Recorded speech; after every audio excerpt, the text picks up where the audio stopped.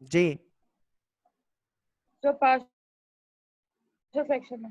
Partial fraction में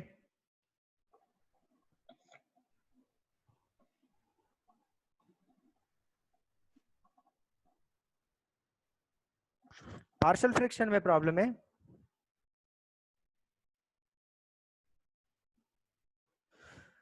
तो देखिए पार्शियल फ्रैक्शन के लिए मैं ये एक्सप्लेन कर रहा हूं विदाउट इंटीग्रेशन में। सिर्फ आपको एक दफा पार्शियल फ्रैक्शन बता दूं कि इसका मतलब क्या है। पार्शियल फ्रैक्शन का मतलब है कि एक फ्रैक्शन को हमने पार्शियली रिप्रेजेंट करना है, तो उसको पार्शियल फ्रैक्शन कहते हैं। मतलब एक फ्रैक्शन से अगर हम दो फ्रैक्शन बनाए या तीन फ्रैक्शन बनाए, फ्रैक्शन तो पता है ना फ्रैक्शन क्या होता है।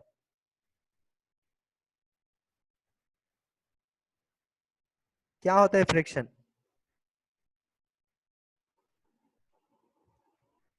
डिवीजन फॉर्म में जब कोई न्यूमरेटर क्वेश्चन आ जाए डिनोमिनेटर ना, में। जब कोई डिवीजन के फॉर्म में आ जाए, फॉर एग्जांपल इस तरह आ जाए कि 2x divided by x plus 3 2, suppose मैं लिख रहा हूं x माइनस 2।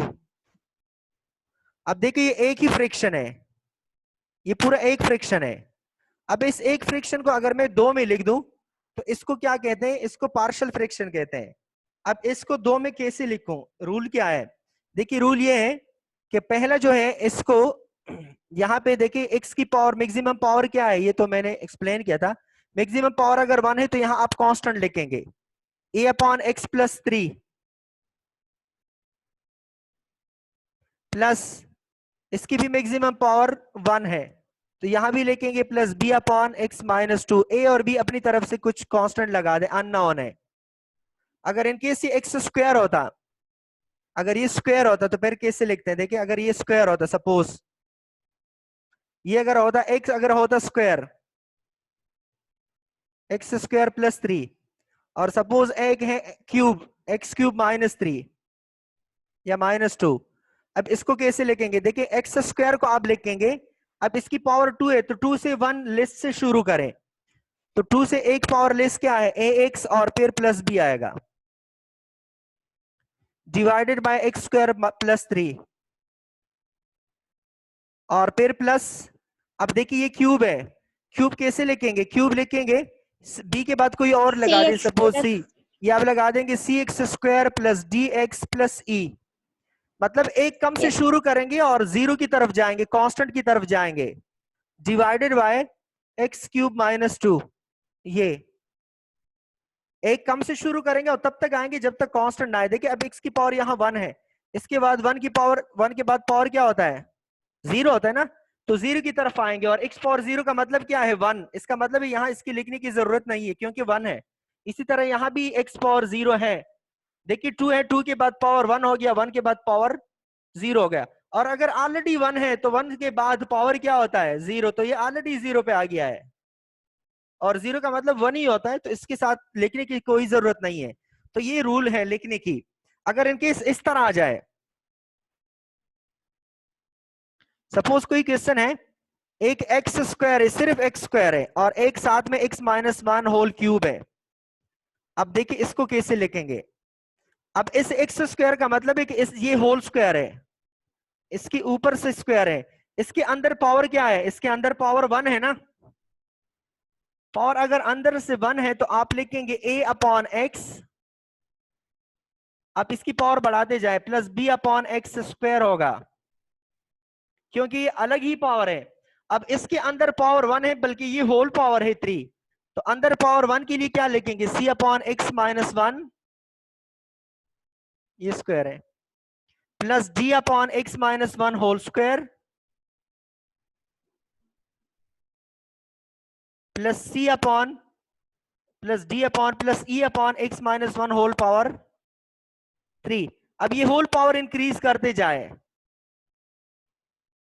देखिए इसके अंदर इसका होल पावर इंक्रीज होता जाएगा, जैसा कि पहले 1 फिर 2, यहां पहले 1 फिर 2 फिर 3, इस तरह से होगा। अगर इनकेस नीचे स्क्वायर भी है और ऊपर भी पावर है होल पावर, फिर कैसे करेंगे? देखिए ये मैं पूरे पूरे एक्सप्लेन कर रहा हूं। अगर इस तरह इनकेस आ जाए कि नीचे भी स्क्वायर है और ऊपर भी स्क्वायर है, या फॉर एग्जांपल नीचे A1 है और ऊपर पावर है 3। अब इनको कैसे करेंगे? अब देखिए इसके नीचे भी स्क्वायर है, इसके नीचे स्क्वायर के लिए क्या लिखूंगा बताएं, इसके लिए मैं क्या लिखूंगा जब स्क्वायर आ जाए? अभी मैंने एक्सप्लेन किया स्क्वायर के लिए। Sir ax square. X square नहीं, ax प्लस बी होगा। पावर 1 स्मॉल से शुरू करे, कांस्टेंट की तरफ आ जाए। X plus B upon x square minus 1, और ये पावर 1 होगा। फिर b के बाद क्या आता है? सी एक्स प्लस डी, फिर होगा एक्स स्क्वायर माइनस 1 पावर 2। अब इसके इंक्रीज होते जाएगा पावर 2। अगर इनकेस ये पावर 3 होता, सपोज ये पावर 3 है, फिर क्या लिखते हैं आगे? डी के बाद क्या लिखेंगे? E X plus F divided by X square minus 1 whole power 3। अब ये तो सिर्फ पहले का हो गया। अब इसके बाद नेक्स्ट वन भी है प्लस। अब इसके अंदर पावर 1 ही है, तो 1 का मतलब है कि इनके लिए सिर्फ ऊपर कांस्टेंट आएगा। A upon X plus 1, sorry F के बाद फिर जी लिख ले, G upon X plus 1 power 1 plus H upon X plus 1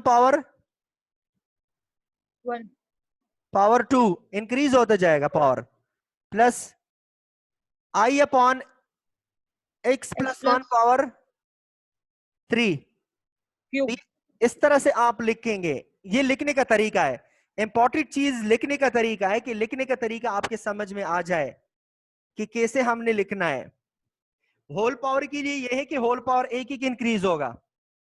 अगर सिर्फ इस तरह आ जाए,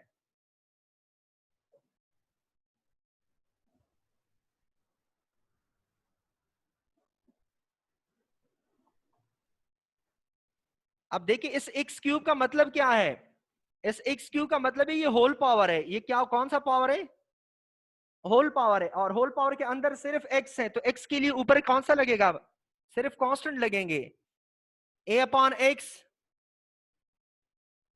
plus B upon x square plus C upon X cube. अब आप सोचेंगे कि इसके लिए क्यों नहीं लिख रहे हैं? अब ये होल पावर नहीं है, इसके साथ एडिशन में 2 आ रहा है। अब एडिशन में 2 आ रहा है, अब इसके साथ और कोई नंबर नहीं है, सिर्फ x है, इसलिए होल पावर कंसिडर करते हैं। और इसके लिए क्या लिखेंगे? एक्स स्क्वायर प्लस 2 के लिए क्या लिखेंगे? c के बाद, इसके लिए लिखेंगे c के बाद लिखेंगे dx प्लस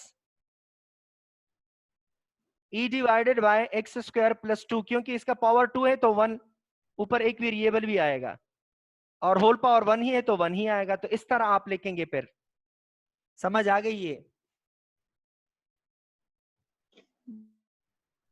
जी सर।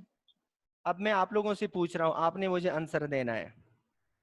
पार्शियल फ्रैक्शन का आप मुझे अब एक्सप्लेन करके बताएंगे, मैंने कुछ भी नहीं बोलना। जब तक आप आंसर नहीं देंगे मैं आगे जाऊंगा ही नहीं।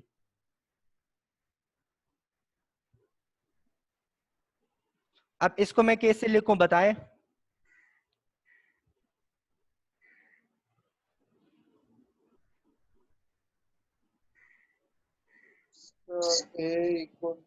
A plus B। जी बताएं। Ax plus B divided by x। सिर्फ ए आएगा, पहले इसको कर ले, पहले इसको कर ले। ए अपॉन एक्स आएगा, पावर 1 से शुरू होगा, plus B upon x square हो जाएगा। ये खत्म हो गया, ये काम हो गया। अब इसके बाद इसकी तरफ आ जाए, ये जब करेंगे तो इसके अंदर पावर सिंगल है, तो ये सी अपॉन एक्स माइनस 1 आ जाएगा, क्योंकि अंदर अनसाइड पावर सिंगल पावर है, 1 ही पावर है, तो सिर्फ कांस्टेंट आएगा। तो ये आपका इक्वेशन हो गया। अब इस इक्वेशन के लिए अगर मैं ए बी सी की वैल्यू फाइंड करूं और ऊपर लगा दूं, तो ये आपका पार्शियल फ्रिक्शन हो जाएगा। पार्शियल फ्रिक्शन मीन देखिए एक ही फ्रिक्शन था, यहाँ पे ये फ्रिक्शन एक ही है। अब एक फ्रिक्शन को मैंने, देखिए एक फ्रिक्शन है, एक को मैंने कितने फ्रिक्शन में लिख दिया? मतलब एक डिवीजन को मैंने 3 डिवीजन में लिख दिया, 1 2 और 3। इसलिए इसको कहते हैं पार्शियल फ्रिक्शन, कि एक ही फ्रिक्शन को या एक ही डिवीजन को आप ज्यादा से ज्यादा डिवीजन में तकसीम कर सकें, ज्यादा उसमें फॉर्म में लिख सके, पार्शियल फॉर्म में, फ्रिक्शन फॉर्म में। अब एबीसी की वैल्यू कैसे फाइंड करेंगे? इस साइड का आप एलसीएम लेंगे और कैलकुलेट करके फाइंड करेंगे। कैसे एलसीएम लो बताएं? एलसीएम क्या होगा दूसरे साइड का? क्या होगा एलसीएम यहाँ का? सर ए नीचे होगा x square plus x minus one. X square into x minus one, ये आपका एलसीएम होगा। अब इसको जब डिवाइड करेंगे तो ए के साथ x into x minus one आएगा, क्योंकि एक एक्स ऑलरेडी है, इसके नीचे एक एक्स है, ये एक एक्स कैंसिल हो जाएगा तो x into x minus one बचेगा। अब बी के नीचे एक्स स्क्वायर है तो क्या बचेगा? सिर्फ एक्स माइनस वन मल्टीप्लाइड होगा। जी। और सी के साथ क्या मल्टीप्लाइड होगा? सी के साथ माइनस मल्टीप्लाइड होगा एक्स स्क्वायर, एक्स क्योंकि स्क्वायर। एक्स माइनस वन है तो ये मल्टीप्लाई होगा। अब ये तीनों के दोनों कैंसिल हो जाएंगे तो ये आ जाएगा 3x plus one is equal to,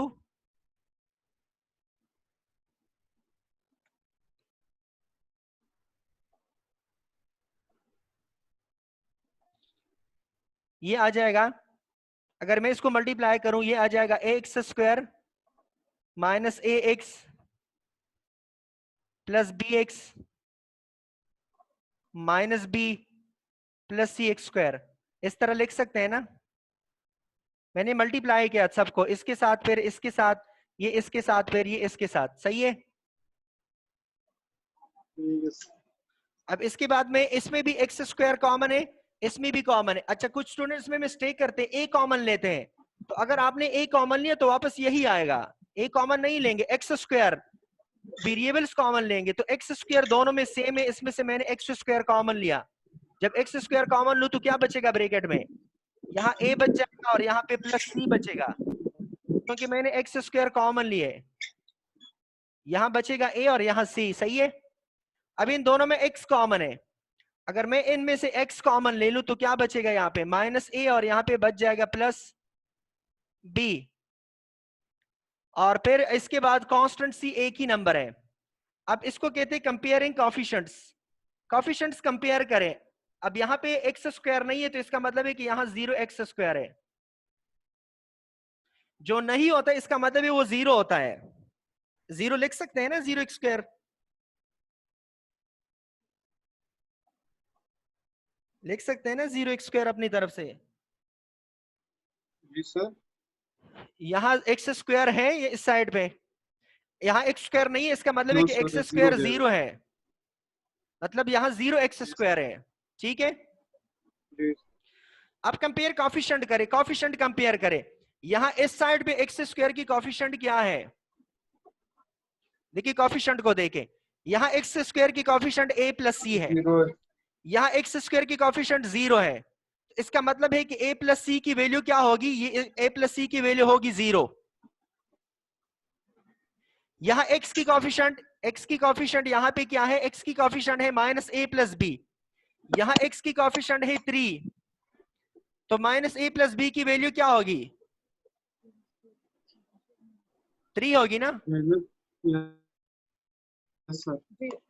अब यहाँ कांस्टेंट c है, कांस्टेंट माइनस c है, वन है। और यहाँ कांस्टेंट 1 है, तो माइनस c की वैल्यू 1 होगी, तो इसका मतलब है कि c की वैल्यू हो जाएगी -1।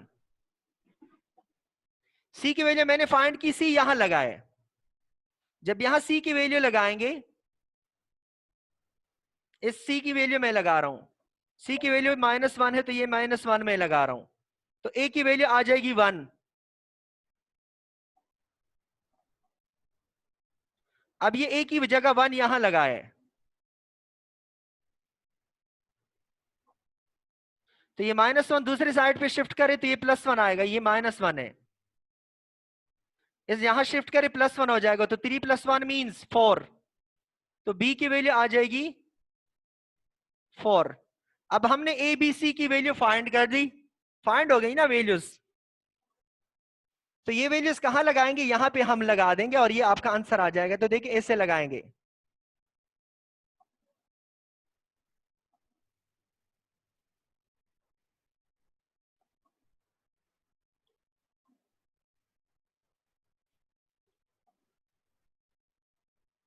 Is equal to a upon x a upon x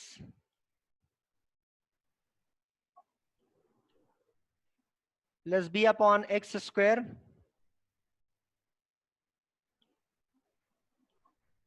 plus c upon x minus 1। ठीक है, अब ए बी सी की वैल्यू हमने फाइंड की।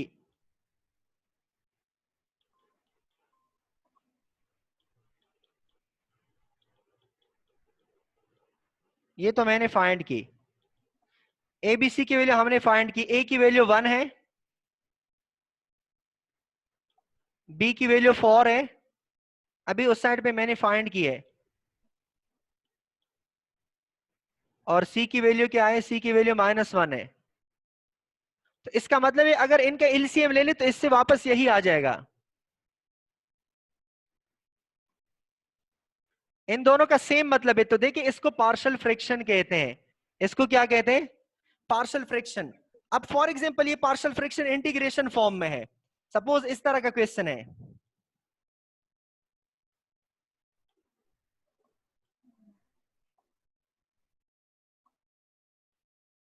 इस तरह का क्वेश्चन है, तो सबसे पहले आप ये प्रोसेस करेंगे जो अब तक मैंने कर दिया। अब जब ये प्रोसेस करेंगे तो इसकी जगह, अब ये तो मैंने फाइंड की ना कि मैं इसको अलग अलग लिख सकता हूं, तो अलग अलग हम कैसे लिख सकते हैं इसको बताएं। इसको हम यू लिख सकते हैं ना, 1 upon X plus 4 upon x square minus 1 upon X minus 1। इन दोनों में कोई फर्क है? एक ही मतलब है ना दोनों का। जी। सिर्फ एक फ्रैक्शन को मैंने डिवाइड कर दिया 3 में, बाकी कोई फर्क नहीं पड़ रहा। अब इनको अलग अलग इंटीग्रेट करें और आपका आंसर आ जाएगा। देखिए इसको अलग इंटीग्रेट करें, अब देखिए इंटीग्रेशन कितना इजी हो गया। 1 अपॉन एक्स, 4 कांस्टेंट है बाहर निकाल दे, एक्स पावर 2 है तो ऊपर ले आए, माइनस 2 हो जाएगा, माइनस 1 अपॉन एक्स माइनस 1 हो जाएगा। अब इंटीग्रेशन अप्लाई करिए, ये हो जाएगा एल एन एक्स, ये हो जाएगा, इसकी इंटीग्रेशन क्या होगी, पावर रूल अप्लाई करेंगे ना, minus 2 plus 1 upon minus 2 plus 1। जी।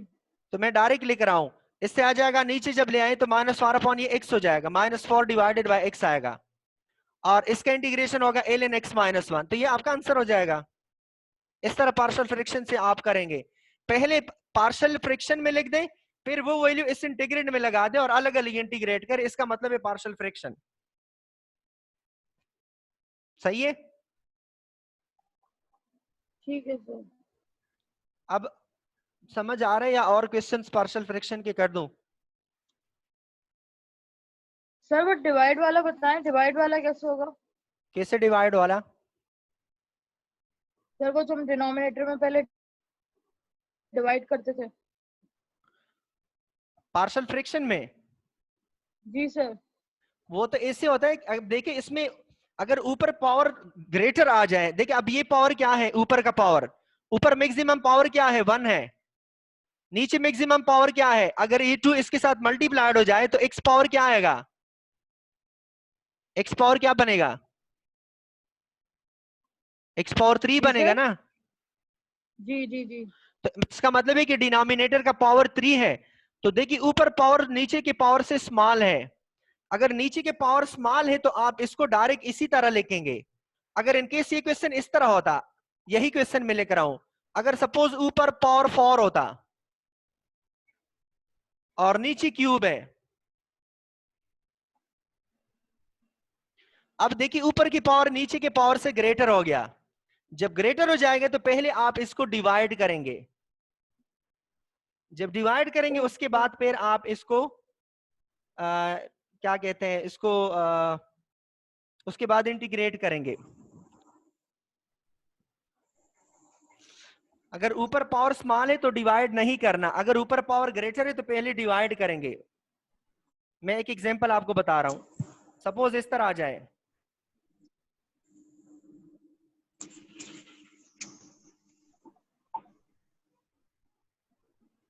एक सिंपल क्वेश्चन में बता रहा हूं, सपोज इस तरह सिंपल क्वेश्चन कर रहे हैं, सॉरी,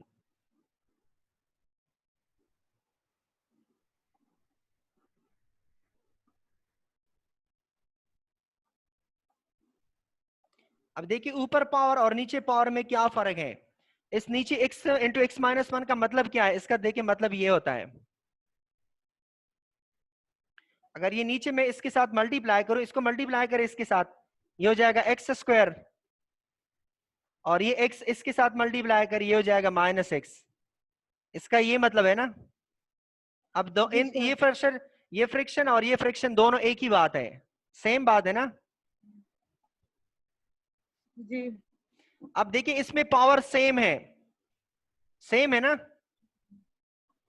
अगर जी पावर सर। सेम आ जाए या पावर ग्रेटर आ जाए फिर डिवाइड करेंगे। अब ये सेम सही है या इसको ग्रेटर कर दूं, दोनों में डिवाइड करेंगे, सेम है फिर भी डिवाइड करेंगे, ग्रेटर है फिर भी डिवाइड करेंगे। लेकिन अगर ये लेस है तो फिर डिवाइड नहीं करना, फिर डायरेक्ट पार्शियल फ्रैक्शन में लिखते ए और बी फॉर्म में। पहले अब इसको मैं डिवाइड कर रहा हूं, देखिए इसको डिवाइड करें।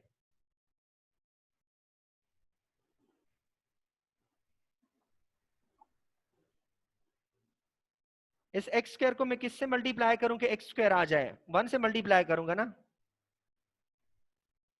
तो ये एक्स स्क्वायर आएगा। अब ये 1 माइनस एक्स के साथ मल्टीप्लाई करें, माइनस एक्स को साइड पे लिख दे क्योंकि ऊपर एक्स नहीं है, ये माइनस हो जाएगा, ये प्लस हो जाएगा, ये कैंसिल हो जाएगा, ये एक्स और प्लस 1 नीचे ले आए।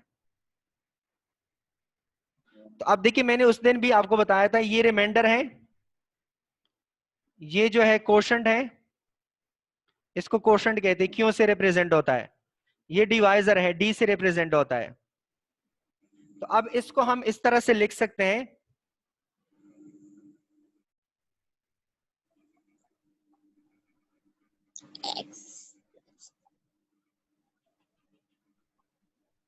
इसको हम लिख सकते हैं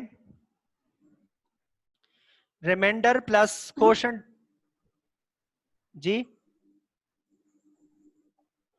ये पहले भी मैंने आपको एक एग्जांपल दिया था कि फॉर एग्जांपल अगर मैं लिख लूं कि 9 डिवाइडेड बाय 5, तो 5 1 5, नीचे क्या बचेगा, 9 बच रहा है ना।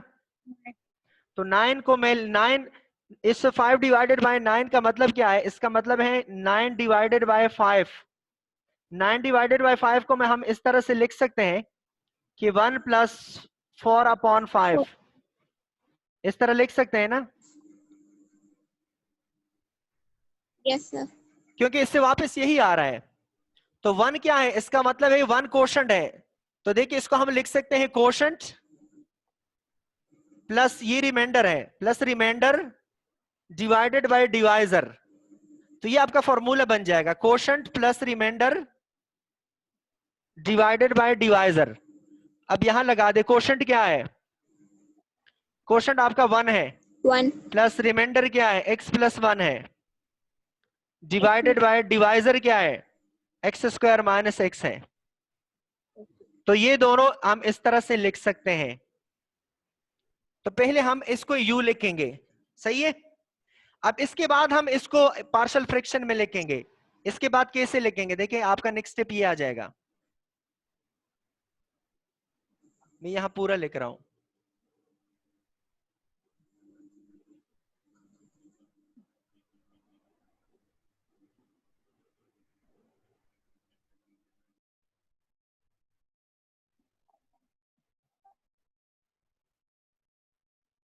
अब इसको हम इस तरह से लिख सकते हैं, ये दोनों एक ही बात है।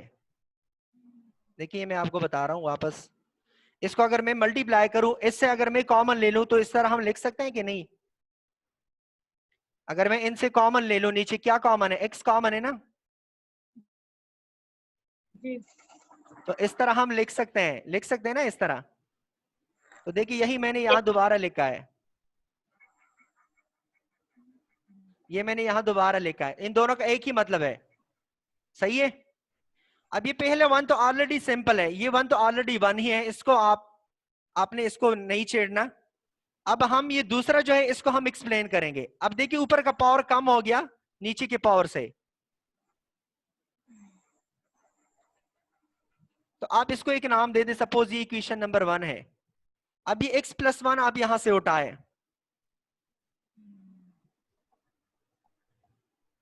अब इसको हम पार्शियल फ्रैक्शन में कैसे लिख सकते हैं, बताएं क्या लिखूं, a upon x a upon x plus plus b upon x minus 1। Yes, sir. इस तरह से लिखेंगे ना। अब जी, एलसीएम ले ले।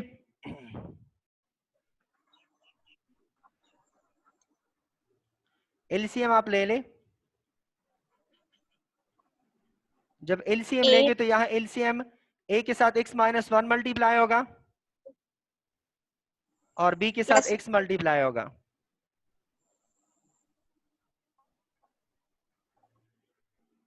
ये हो जाएगा, ये दोनों कैंसिल हो जाएंगे। ठीक है, अब इसको कंपेयर करें। x plus 1 is equal to, इसको जब मैं मल्टीप्लाई करूंगा तो ये ax आ जाएगा, माइनस a आ जाएगा। ठीक है, ax आएगा ना। yes, sir. तो इसमें से मैं डायरेक्ट कॉमन भी ले रहा हूं, इस तरह से आ जाएगा। देखिए ax minus a plus bx ये आ जाएगा। अब इन दोनों में से मैं x कॉमन लेकर आऊं। X जब x कॉमन लिखूंगा तो a plus b into x हो जाएगा और फिर माइनस a। अब कंपेयर करें कोफिशिएंट, a प्लस बी की वैल्यू क्या है? यहाँ x की कोफिशिएंट क्या है? 1 है ना। A plus B. कुछ भी स्टूडेंट 0 लिखते हैं, 0 नहीं है, 1 है। यहाँ पे 1 है और कांस्टेंट माइनस a, तो माइनस a की वैल्यू भी 1 है। इसका मतलब है a की वैल्यू माइनस 1 है और जब a की जगह माइनस 1 लगाएंगे तो b की वैल्यू आ जाएगी 2। तो ये हमने फाइंड किए a और b की वैल्यू। अब ये a और b की वैल्यू यहां लगाएंगे तो देखिए यहां जब हम लगा दे तो इस तरह आ जाएगा।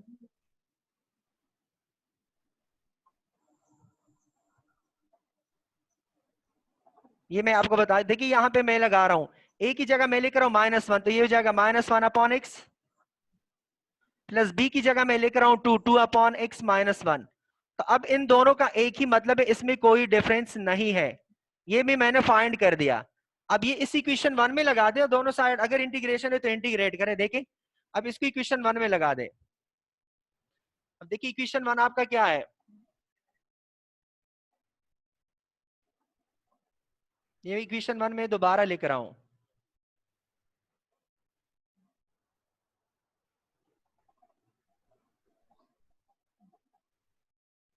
अब ये इसकी वैल्यू मैंने फाइंड की, 1 तो एज इट इज है, इसकी वैल्यू मैंने फाइंड की, इसकी वैल्यू हमने फाइंड किया और वो है 1 upon X plus 2 upon X minus 1, यही है ना,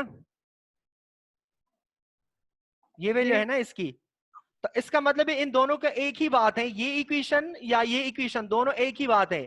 तो ये आपका पार्शियल फ्रिक्शन हो गया। अगर इन केस इस तरह का क्वेश्चन है कि इसके ऊपर इंटीग्रेशन भी है, तो अब पहले ये पार्शियल फ्रैक्शन के अंदर, सॉरी इंटीग्रेशन के अंदर जो है, पहले आप इसको सिंप्लीफाई करेंगे, पहले ये करेंगे। तो ये हमने सिंप्लीफाई किया और इसकी जगह मैं ये लिख सकता हूं, क्योंकि इन दोनों का एक ही मतलब है, कोई फर्क नहीं है इसमें, यही है ना आपका। अब इसको अलग अलग इंटीग्रेट कर, जब इंटीग्रेट करेंगे तो इससे x आएगा, ये x हो जाएगा, इसको x आ जाएगा, इसका इंटीग्रेशन होगा ln x और इसका इंटीग्रेशन होगा 2 बाहर ln x माइनस 1। ये आपका आंसर आ जाएगा, सही है। ठीक है सर। तो ये आपको लोगों का पार्शियल फ्रैक्शन प्रोसेस है, सही है।